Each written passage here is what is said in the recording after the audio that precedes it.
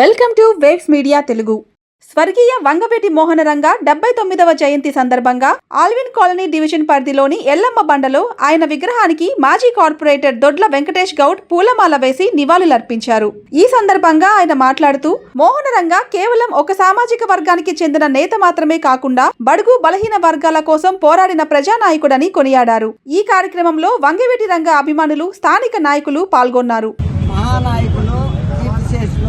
వంగవీటి రంగా గారి జయంతి సందర్భంగా 79వ జయంతి ఈరోజు ఆల్విన్ కాలనీ డివిజన్ ఎల్లమ్మ బండలో విగ్రహం దగ్గర జరుపుకోవడం చాలా సంతోషంగా ఉంది.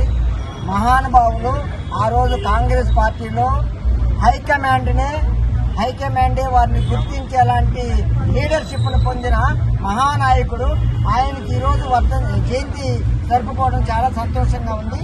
నిజంగా ఈ కార్యక్రమానికి ముఖ్య అతిథులుగా మా ఆల్విన్ కాలనీ డివిజన్ మాజీ కార్పొరేటర్ వెంకటేష్ అన్న, అలాగే శశి గారు, ఇక్కడ భాస్కర్ అన్న, ఇక్కడ ఈ కార్యక్రమాన్ని నిర్వహించడానికి పనిచేసిన ప్రతి ఒక్క కార్యకర్తకి, ప్రతి ఒక్క అభిమానికి, ఇక్కడికి వచ్చిన ప్రతి వ్యక్తికి మనస్ఫూర్తిగా కృతజ్ఞతలు తెలుపుకుంటూ